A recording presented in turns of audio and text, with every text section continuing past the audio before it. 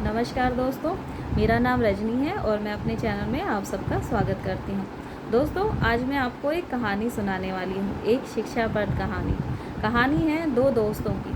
दो दोस्त जो बहुत ही अच्छे दोस्त, जिन्होंने स्कूल पास किया, दोनों साथ में रहे। एक बड़ा ही धार्मिक प्रवृत्ति का था, राम, जिसका नाम राम है। राम धार्मिक प्रवृत्ति का था, भगवान पर बहुत भरोसा रखा करता था। उसका कहना था कि हमें कुछ करने की ज़रूरत नहीं है, भगवान आके सब कुछ कर देंगे। और दूसरा था श्याम। श्याम को अपनी मेहनत पे भरोसा था। वो कहता था कि नहीं, जो करना है मेहनत से करना है। तो लेकिन उनके पास कोई भी कमाई का साधन नहीं था भाई, जिससे अपना घर चला सके, कमा सके। पैसे भी होने ज़रूरी हैं, तो वो नहीं था। तो वो गए अपने गांव के एक मंदिर में, जिसमें एक ब्राह्मण बैठा था। वहाँ पर उन्होंने ब्राह्मण से सारी बात कही। ब्राह्मण ने कहा, भाई तुम कोई काम वाम करो, कोई खेत ले लो, उसमें खेती करो, दोनों मिलके अच्छे दोस्त हो तुम। दोनों को बात समझ में आ गई। उन्होंने कहा चलो भाई ठीक है, हम खेत ले लेते हैं। उन्होंने खेत ले लिया, जिसे ठेके पे कहते हैं ना, बढ़ाई के लिए खेत ले लिया उन्होंने। खेत लेके दोनों काम करने लगे। अब खेत में सोचा भाई कैसी फसल बोएं। अब तो फसल ऐसी बोनी थी कि अब गेहूं का सीज़न है, तो उन्होंने सोचा मैं गेहूं का सीज़न है तो गेहूं बोते हैं। तो दोनों ने कहा, भाई राम चलो गेहूं बो देते हैं। राम ने कहा, हाँ हाँ तुम बो दो, मैं भगवान से प्रार्थना करता हूँ, मंदिर में जाके पूजा पाठ करता हूँ, हमारी अच्छी सी फसल, अच्छी सी गेहूं की जो फसल है अच्छी हो जाएगी। राम ने सोचा चलो भाई कोई नहीं, मैं बो देता हूँ। उसने बो दिया, फसल बो दी। तो अब खड़ी भी होनी थी। 2-3 महीने बाद जब फसल खड़ी हो गई, काटने की बारी आई, तब श्याम ने कहा, भाई चलो राम, काटने की बारी आ गई है, दोनों मिलके काट देते हैं। राम ने फिर कहा, हाँ हाँ ठीक है, सब कुछ भगवान के भरोसे ही है, मैं भगवान से प्रार्थना करता हूँ, पूजा पाठ करता हूँ, तो तुम जाके काट लो। श्याम ने सोचा कि ऐसे तो ये मेरी कोई मदद नहीं करेगा, ये तो जाके मंदिर में बैठ जाता है, कुछ नहीं करता। उसने फिर भी मन पक्का करके फसल काट दी, और फसल काट के बहुत ही अच्छे पैसे फसल के आ गए थे। राम ने कहा, लाओ भाई मेरा हिस्सा दो। श्याम ने कहा, भाई कैसा हिस्सा?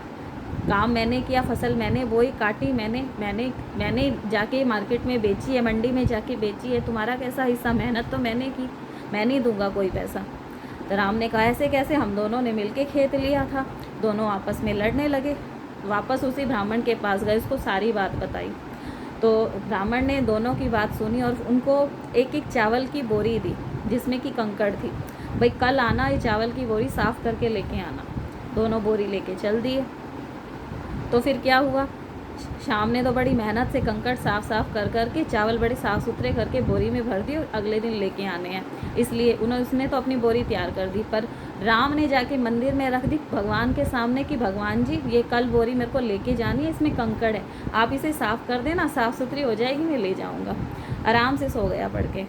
तो फिर क्या हुआ, अगले दिन बोरी लेके दोनों ब्राह्मण के पास आए। ब्राह्मण ने दोनों की बोरी खोली, शाम की तो बहुत साफ़ सुथरे चावल थे। कि शाम को कहा, अच्छा बेटा तुम्हारे तो बहुत अच्छे साफ़ सुथरे चावल हैं। जब राम की खोली तो उसमें यूं के यूं कंकड़ थे। भाई क्यों थे कंकड़? क्योंकि उसने तो भगवान के आगे रख दी थी जाके। तो ब्राह्मण हंसने लगा कि इसमें तो सारे कंकड़ ऐसे कैसे पड़े हैं। तो राम ने कहा, ओहो, मैंने तो भगवान के सामने रखी थी, भगवान ने साफ़ नहीं करी। ब्राह्मण हंसने लगा कि उसने राम को समझाया कि राम बेटा, भगवान खुद करने नहीं आते हैं, इंसान को अपनी मेहनत से सब कुछ करना होता है। भगवान भी उन्हीं की मदद करते हैं जो अपनी मदद खुद करता है, जो अपनी मेहनत से अपनी किस्मत बनाता है, जो अपनी मेहनत से, अपने भरोसे से, अपनी हिम्मत से अपनी किस्मत को जगाता है। भगवान भी उन्हीं की मदद करता है। राम को सारी बात समझ में आ गई।